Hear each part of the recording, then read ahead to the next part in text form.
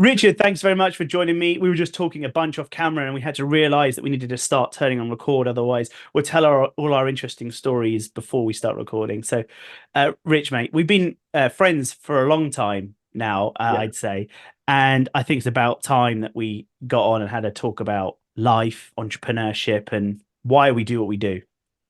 Yeah, love it. Thanks for the invite. I think it was a long time ago since you were over in Blighty, and you've left us for the great American dream, and we miss you. We miss you. But I think you're living the great British dream, in the way, the way you've set your life up as Well, well. pie and mash and fish fingers on the Friday. Yeah. I miss that. I miss the pie and fingers. I've just got to make do with barbecue food all the time. But that's That fine. sounds better. That's fair, mate. But wait, how long ago was it that we met? Because like I had started what was Launchcloud at the time, and we were thinking about how we were going to market this company. We knew we weren't marketing experts, and there was Hmm. components we needed, and we met you at your company Yomp. Yeah. Well, we're literally just like the next town on, weren't we? And I think it must have been 20. Did you know me pre or post Apprentice? Did you know me before? Free. You hadn't done The Pre, Apprentice. so like 2012 then maybe. Yeah. Oh, back to then. Yeah, so probably around 2012 maybe. Yeah, My I remember God, that it's a long office you were time in. ago. It was a really cool, like it was a converted barn or something, wasn't it? Or a converted little Oh wow, you came to that one. Yeah, crikey. And we're reminiscing. Nobody's gonna understand what we're talking about. But Chobham yeah, or it was a long something. time ago. Yeah. But Yeah. yeah, So I think I met you and your brother and the team of that time, and it was Yomp, and we talked yeah. about what you could do. And then, we still needed to get hold of some money, raise some money and stuff, but we wanted to work with you guys, and timing just didn't work out. But me and you stayed in touch for whatever reason Yeah. because What we I can't always stop liked talking. about our conversations was whenever you would come in and see us, you would very much have the big picture in mind and the kind of getting the whatever you're working on off the ground, moving to the States and then kind of growing it. That was always in your kind of pipeline. So when you went, I was like, that's awesome. You kind of realized that part of your dream and I love that. I love hearing people who say what they're going to do but then actually go out and do it. And Mm. because that's a rarity, right? We all kind of have these, we say these things like these is what I'd like to do, and they just stay as dreams unless you actually plan it, and you planned it and you achieved it. And that's such a great sign of someone that's really kind of determined. So yeah, Mm. excited. Well, man, I saw the same in you as well because, we had similar backgrounds where we had agencies of some kind and we were building upon that, and we had to reinvent what that meant to us and what success meant to us and what happiness meant to us. Because I think we both like creating things and we like building websites and helping people with marketing, but my direction was to build tech from the ground up so I could really have a creative input into what it was we were going to create and build and talk about it. Um, and yours was different to that as well. Yeah, I think that's kind of a curse with the entrepreneurial story. So when I first started, actually, I remember you were a graphic designer as well when you first started, I believe. And so I started with a design, and I was like, yes, I could do anything for anyone. And I ended up doing some product design. I was sourcing stuff from India and China and bringing it back and trying to sell some products I designed. I would then try and do some website designs for people. I'd do some email marketing stuff for people, and I'd basically have this whole portfolio of stuff that I would try and basically sell to people. And that was probably one of my skills was I like to design stuff and I like to sell stuff. And so I put those two things together and I started an agency. But the problem is it was a one person band. It was a one person business, and I Mm. would have two or three products, two or three clients going for website design, two or three people on email marketing, two or three people on this, and I was unable to specialize. And you just become a professional firefighter. And Mm. because I didn't have enough clients to warrant a web developer employee or enough clients to warrant an email marketing specialist. It was always just me, and it's just messy. And it wasn't until I realized that and actually came up with the concept of the one product digital trailblazer, which was our lead generation product. And we kind of gathered up everything that we did into the pain that we solved. And what I realized as a marketing agency, what is the one thing that people wanted to come to me for that I felt passionate about? And for me, the pain that clients had was they need some inquiries to make sales. Marketing's the sort of the model to be able to do that. and how we can go and create something is lead generation. So we became a lead generation agency, and we had our digital trailblazer product, which became the one product we sold people. So instead of someone coming in and me just going, oh, kind of, how can I flog you something? Actually, I kind of gathered that all up into, hey, this is what we do. You know, it's like the Henry Ford of marketing. You can have whatever color you want as long as it's black when he's talking about the Model Mhm. T. Whereas for us, you can have any product you want as long as it was a digital trailblazer. And so we sold it. We got bloody good at selling it. We got bloody good at actually delivering it, because we were able to optimize all of our delivery towards one goal, which is leads, and one type of specialism.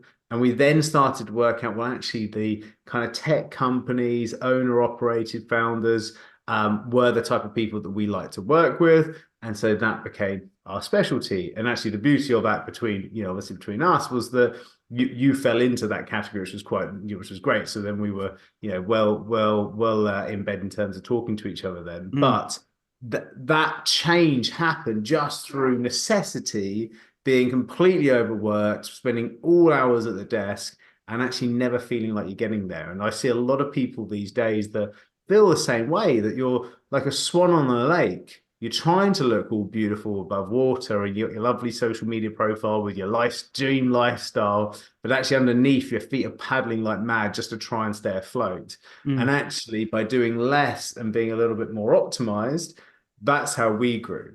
And so that agency went up to 28 staff, and we ultimately sold that agency, and then I moved on to my next kind of entrepreneurial endeavor after that. Mm. But that was the journey, and it was because of that aha moment of the power of one, the power of specialism. And yeah, it's super exciting So times. you didn't have the vertical at first, but you knew the product was the way forward. And then you found more community, which was tech entrepreneurs that were really the vertical you could double down in. Is that right? Yeah, I think it's kind of like a Venn diagram, isn't it? That you have kind of, what are you passionate about? What pain do you solve?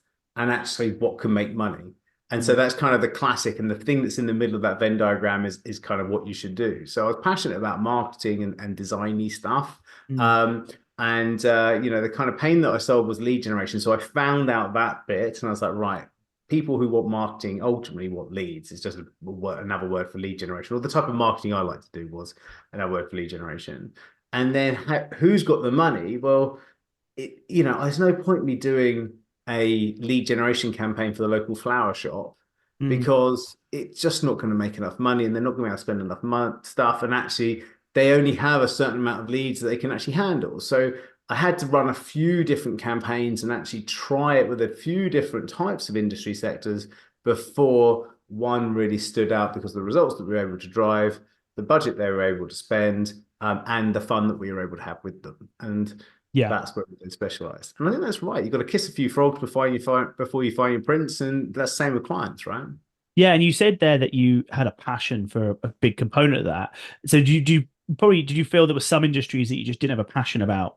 Like technology you could get behind, but maybe there's companies that still maybe had the money and were a good fit, but you just couldn't get behind it. And maybe that's maybe it's an intersection into another part of your story, because I know some of your story. So you had Yomp, which is the agency, and at some point that sold, but you also bought a kind of brick and mortar style business, which was like a service based business, right? Yeah. Yeah. Well, I feel like yeah. you did that almost out of a flex. I feel like I could take this kind of company and make it work.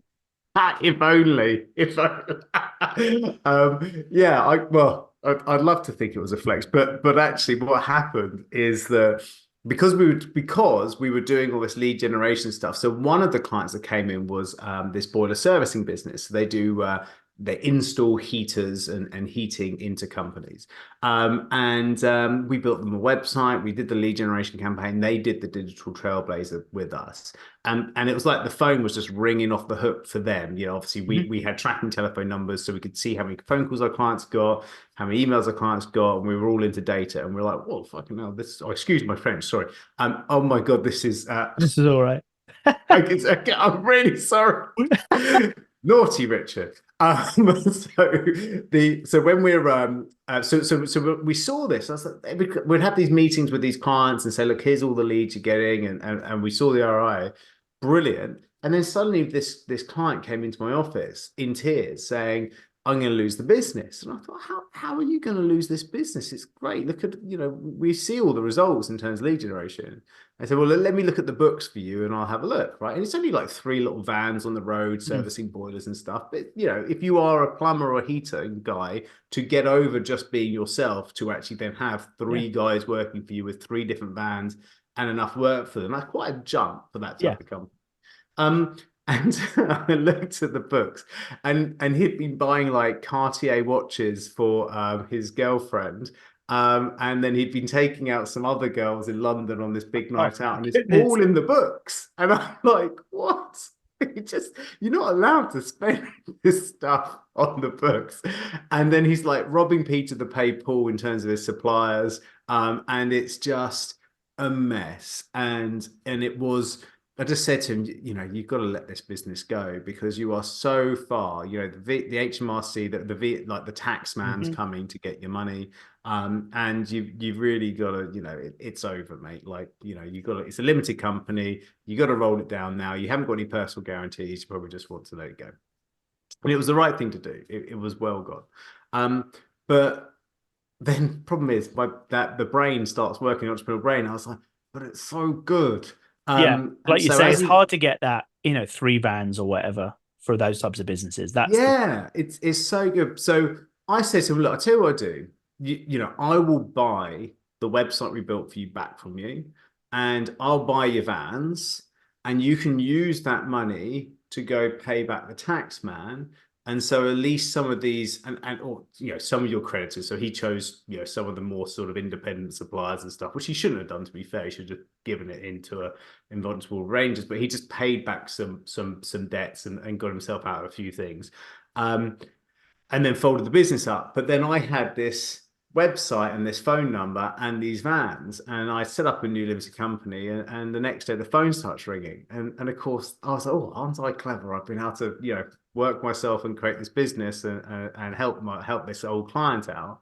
But then the phone rings and it rings and it rings, and I'm used to like a services business, right? So yeah. so kind of, you'll know that, like, the phone doesn't really ring that much. And if it does, you normally know who it is, and it's kind of just sorting out meeting Hmm. dates, right? But it's like every like 2 or 3 minutes, this phone is going on. Like, what do we do? So then we have to quickly put an infrastructure together in the office that's used to being a nice, cool marketing agency, because it was at the transition of selling the marketing agency.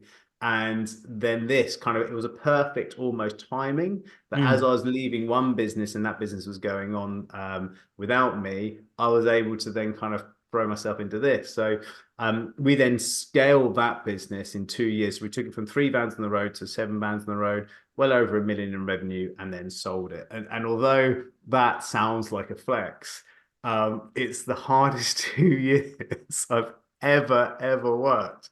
And it's the most unrewarding stuff. I remember taking phone calls on Christmas Day because somebody's boiler's broken that we had actually worked on, and it was totally our fault. Oh And I'm no. thinking, we've ruined these people's Christmas. And it really was like Mm. a problem. And it's, I don't know how to work a boiler at all. I can't even get our heating here working. So, like, I can't help. I'm not even legally allowed to open the front of a boiler because I'm not gas safe trained. But I'm really, what my turkey's ruined. Living boiler.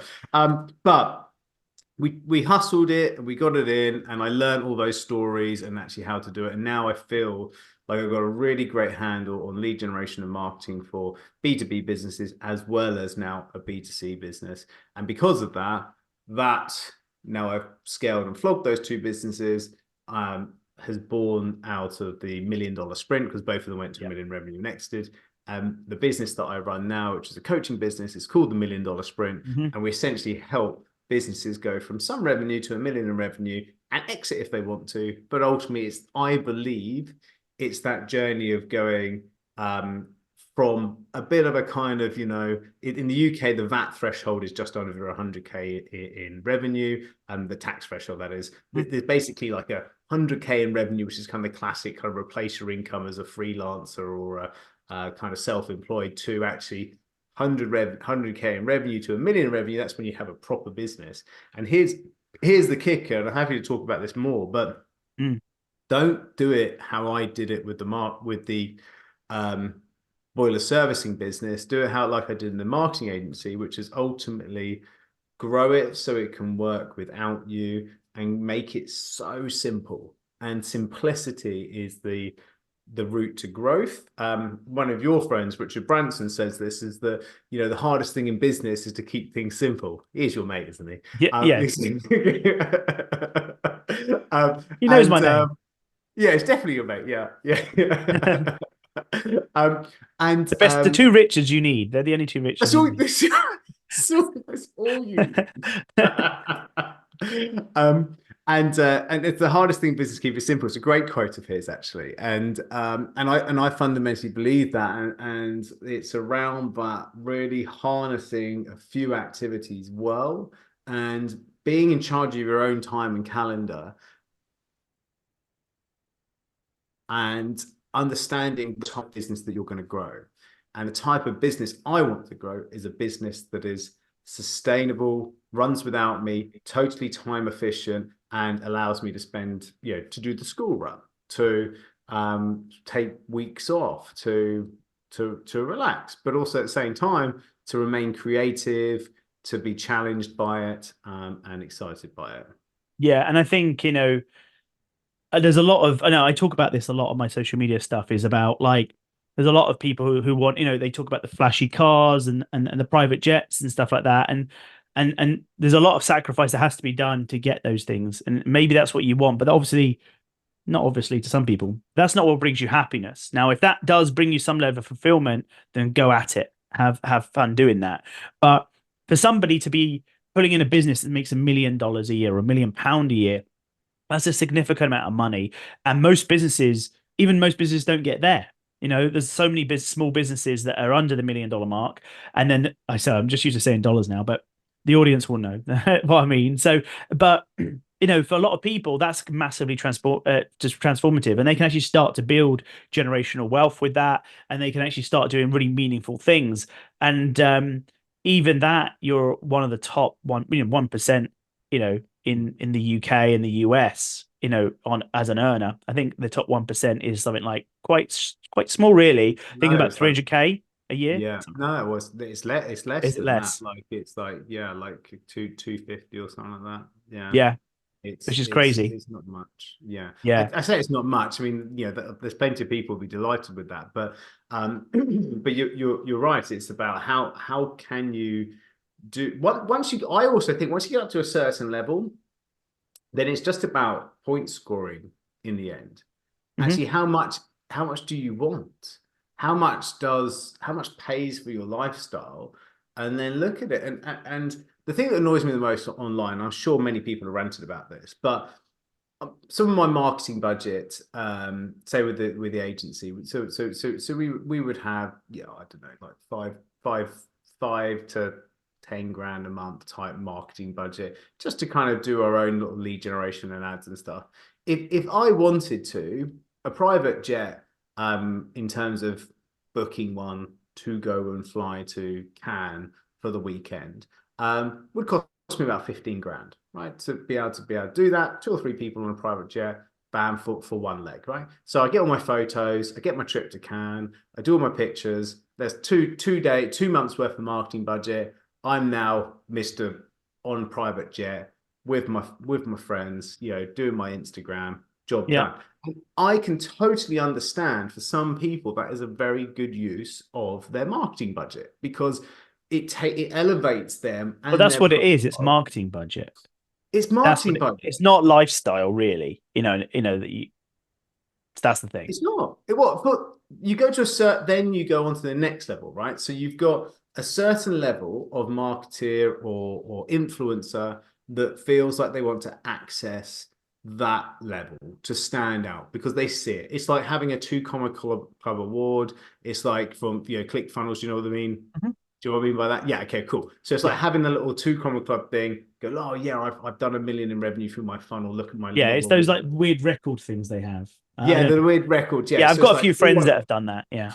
Yeah, I've got that. And great. And I'm on a private jet. Great. So it's like these little tick boxes that they see that those are the clues to success. So if I do that, therefore the market thinks I'm successful. The problem is the market actually rewards them for doing it because the market does see them as being successful and then the market buys from them.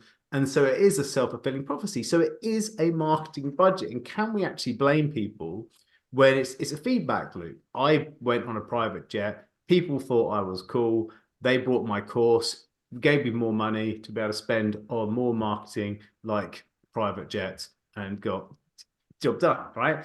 So it's fine. Like that's what that's you know I've actually got no problem with that kind of route if that's what for you. But actually, it's about the authenticity of what you're about, and for me, once people buy from you, what are you trying to then tell them to do? So are you going to be teaching the buy private jet marketing tactic, or time on it? And actually, how are you going to help the people that want to be coached or trained by you or buy your services to be able to improve their lives? And if the problem is that you're churning out complete garbage because all you're doing is spending all your time trying to market to win clients, and then you're not serving them on the back end, your reputation will take a nosedive. You're basically being unauthentic and you are creating debt for your customers who won't get a return investment. And so then they will struggle because they have to repay probably the credit cards that you've asked them to pay on. And that, unfortunately, is the undertone to the look at me, I'm on a private jet is, hey, look at all these people that I'm probably not serving as well as I should do because I'm just using private jets to be able to get them to buy stuff. And Yeah. that's the thing that really frustrates me about my current industry, which is the online coaching industry. Because they're not churning out success stories, they're just regurgitating the same success story of themselves from it. God, we're going deep on this, Matt. I'm I going to like get on it. my soapbox in a minute. And I want to get onto some other stories before we're out of time, but your $1 million sprint is fantastic. Like it goes deep into LinkedIn strategies and Facebook strategies and paid and unpaid and all this sort of stuff. It actually has some genuine value in there. Before I started presenting stuff on social media, I've always done public speaking on this stuff or worked with Virgin on this stuff, but I'd never publicly put it out there. But when I decided I was going to think about doing it, you were one of the people that I called and said, right, I don't want this to be cringe, but this is what I'm thinking of doing. And one thing I wanted to do was make sure that I was doing videos that actually had some value in them. So that all the videos like, hey, have you tried this? And one of the biggest videos for me in the last few weeks was like just talking about the fundamentals of logo design, like actually offering some real value. And that's what you do with your social media content and your $1 million sprint stuff. Is there's genuine usable stuff in there that people can pick up. If they have a business and they're doing some money, then there's tons that you can dig into with $1 million sprint that take them to the next level for sure. I think that there's that concept of build an audience before selling the audience. Yeah. And when we're trying to build an audience, make sure that audience is being built because they are learning from you, as opposed to idolizing you or being envious of you. And that's what you're doing with content such as the logo design sort of concepts, interviewing other people as well. That's sort of showing and bringing other ideas to an audience. And then once your audience goes, well, actually, Matt's the type of person that I really want to learn from. I'm already learning from him, but I feel like I want more access. When anybody buys coaching and mentoring, it's for me, it's they're looking for sort of five things. They're looking for leadership. So I go from not really knowing anybody that can really help me grow my business to I found Matt, he's awesome. I really love his style. Community is the second thing. So I go from not really knowing anybody else that's kind of in the muddle that I'm in at the moment to I'm in a room full of people that are learning from Matt, and they are my peers. In fact, they're asking similar questions to me, or they're making similar comments on your posts as what I would have made. I feel like I've found the right room of people, the right kind of following and to be part of. Then there's routine. So I sporadically go from trying to grow my business and thinking about that to making a habit of actually consuming your content, showing up and learning from you. The fourth one is around personalization. So I see all this generic stuff online to actually how does it apply to me?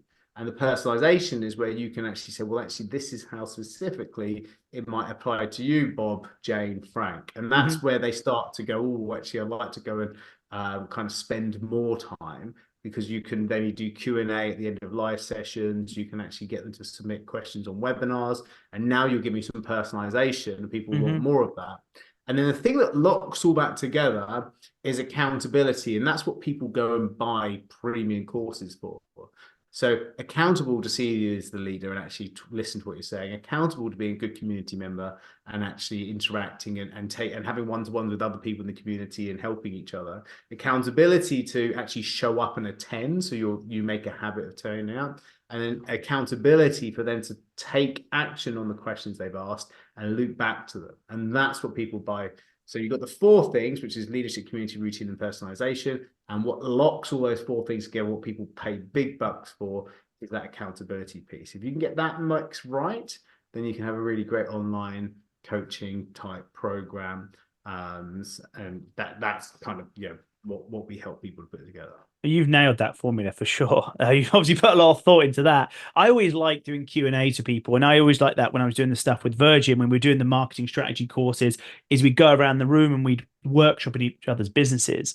And like Mm. I really sharpened my tools there because I obviously knew about things. But that's the thing good about coaching, if you want to become an online coach, is that you hone your craft more and more. The more people you help, the more that you get better at what you do, and your methodologies become more solidified. Mm. Yeah, and they hold So you accountable as well. So if you're yeah, telling people to do that, then you bloody well better do it. Otherwise, they're going to call you out. So that's good. So your business, by byproduct of teaching people how to do it, actually grows because you've got to do it, right? yeah, Which is exactly. And that's the other thing we did talk about in the early days of what I want to do. Like, I don't have a coaching course at this stage. I'm not planning to right now. But that was like, okay, if I'm going to do this, what does that look like? What's the material look like? And how am I going to be consistent with it? You know, how often you talk to people. So at the moment, I'm just content. But so I've got to go back a little bit. You know, we have to talk about The Apprentice because that was your hero moment, right? But we knew we were friends before that, so I wasn't a glory hunter. I was already bought into Richard, loved him.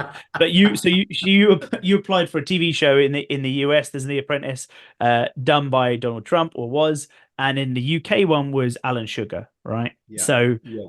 you applied for this, and what was your rationale to that? Like, because what timing wise, you still had Yom, didn't you? Yeah, so I was still at Yomp, and it was the kind of the middle part of Yomp, probably three members of staff at Yomp, maybe. We were quite small. But we walked through TV, and the theme tune came on, which in the UK it's like and Yeah. What's that my called? wife said, "Oh, I said, oh, is that The Apprentice?" And she said, "Yeah." I said, "Oh, they're all such a borrowed, arrogant bunch of what do we call it? They're so useless at business. I could do better than them." And my wife Uh-oh. was like, "Well, you think you're so clever? Well, go on then." And because I am an arrogant bunch of what do we call it, I went and did it. I'm not that arrogant, but clearly enough to think I could go and mix it on The Apprentice. Yeah. And anyway, I put it in, and I thought I'd go, just never, not in a million years would I get in. But they messaged me back and said, "Oh, we'd like to bring you in for an interview." And I thought, "Oh, okay." So I was trying to get my tie on, and I got my kind of matching handkerchief in my top pocket, my Yeah. matching socks with a matching tie, looking all sharp. And I kind of come out of Tottenham Court Road in London and round the corner to where the interviews are, out of the tube and round to where the interviews are. And there's a whole queue, like as if it's on some sort of reality, well, it is a reality Oh, TV, but like X Factor or yeah. something, where it's a massive long queue. But the thing is, everybody's wearing like the same suit and matching hanky and tie combo, which I thought. And I think I'm turning up for like a job interview, and there's only like two or three people, but actually Yeah. it's like hundreds of people queuing outside a building waiting to go in. Oh my God. But went through, and it was sort of 3 weekends worth of auditions that you're doing, and there's sort of 80,000 people that apply each year, and God knows what happened, but through these 3 weekends I managed to get into being offered a place. And they phoned me after the third weekend and said, "Great, well, we're going to send a blacked out Mercedes to come pick you up in 2 weeks, and you'll be off for 3 months if you survive that long doing this stuff." And I'm like, oh, I've got a whole business that's like very reliant on me. Has Yeah. had to frantically kind of sort the whole thing out so it could be run without me. Lucky my brother, as you'll remember, was involved in the business, so he kind of took over those bits. But he was never the front man. He was always kind of the machine behind him. So we have to kind of work that out. And ultimately, I'm going off to go do a TV show, which basically means if I win it, I kind of go off and do something different. So it was a very weird dynamic. But anyway, he was right in the end. But anyway, a day before the car came to pick me up, my wife also came in with a clear blue pregnancy test saying, I'm pregnant. And I was like, oh my God, I'm off.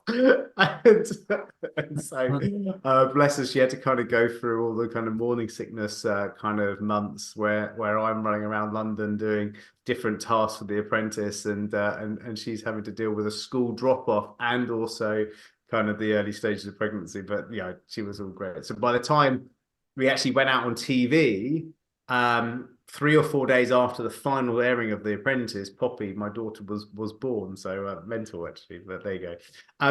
But yeah, I did all right. I got all the way through. Yeah. I made a record. I won. I only lost one task out of all the sort of 9 tasks or whatever, which is a record.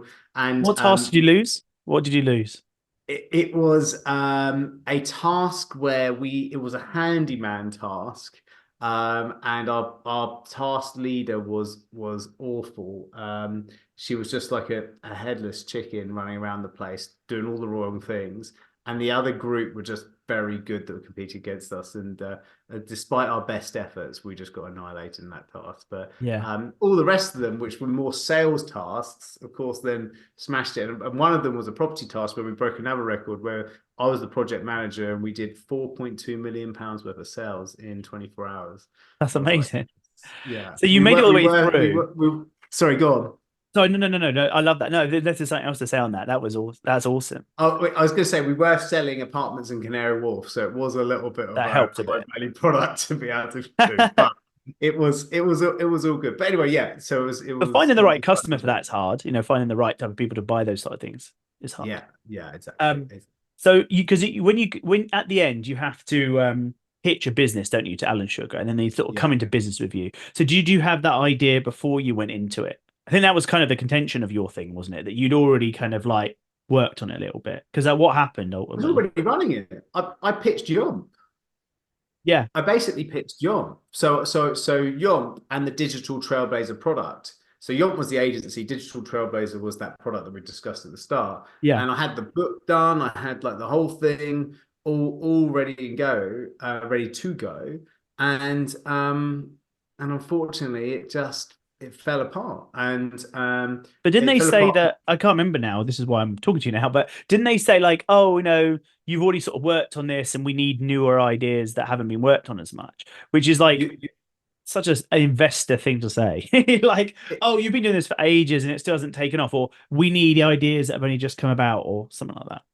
it was a combination of who actually owns the IP for this digital trailblaze, and I was like, well, it's mine. I came up with it, and they said yes, but you came up with it within your agency Yomp, and so Yomp owns the intellectual property for it because Yomp has been selling the product.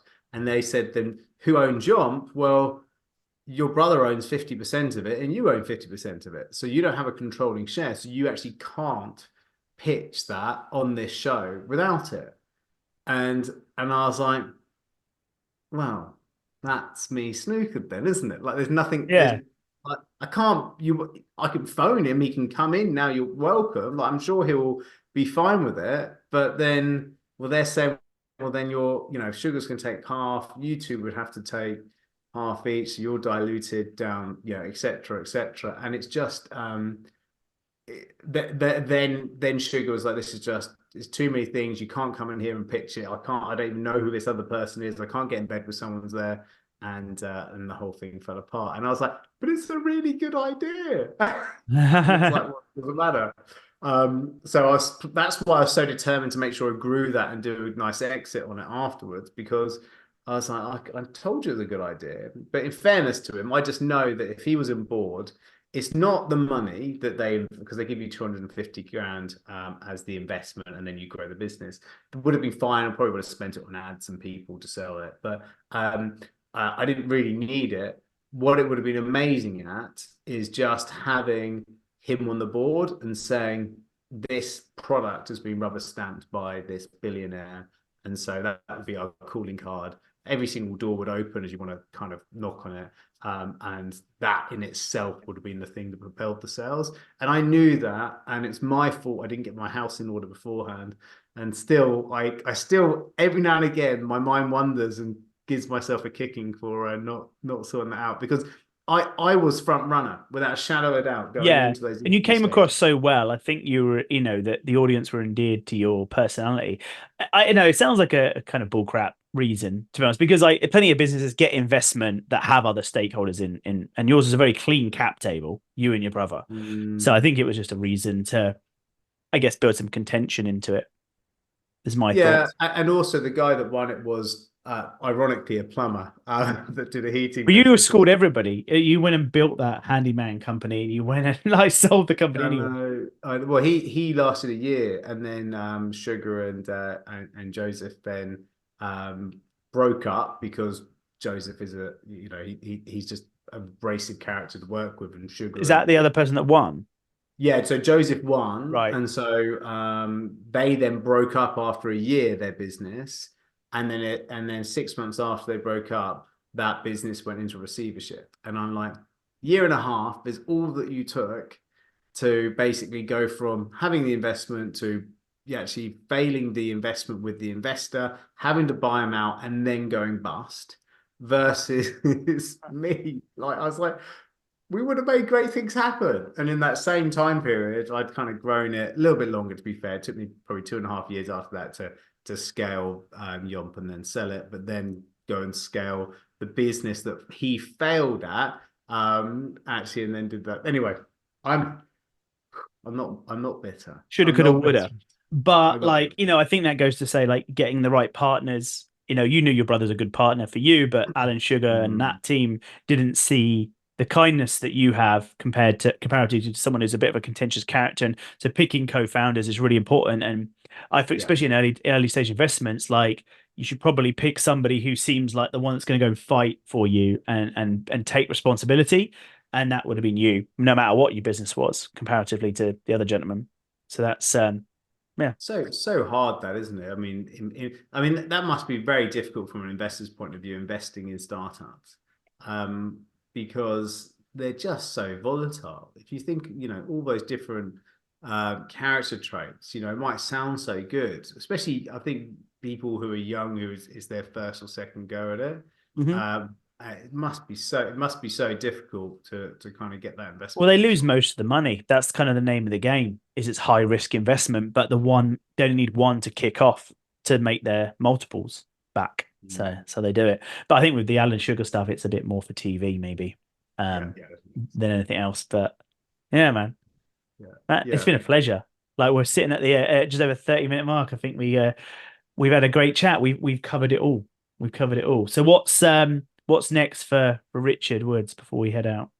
Um, well, so next year we are getting our podcast actually, and also our YouTube channel up and running. Not really done a podcast before, and I've kind of played about YouTube, but not really done it in earnest before for Mindor Sprint. The big thing that we do at the moment is LinkedIn for breakfast. So we have a weekly call, 9 o'clock UK time, where we jump on and talk about LinkedIn, plus a community that's all about LinkedIn and helping people to better grow for LinkedIn. So that's our free kind of offering, and then from there, then people come and check out Mindor Sprint.